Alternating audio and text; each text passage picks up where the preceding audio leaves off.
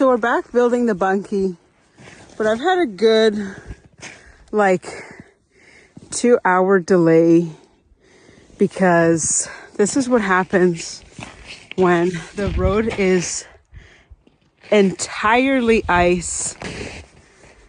There's no one to pull me out of the ditch.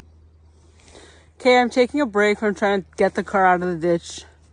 It's been 2 hours and I'm just gonna go walk into the forest and continue building the bunkie and then worry about taking this car out later.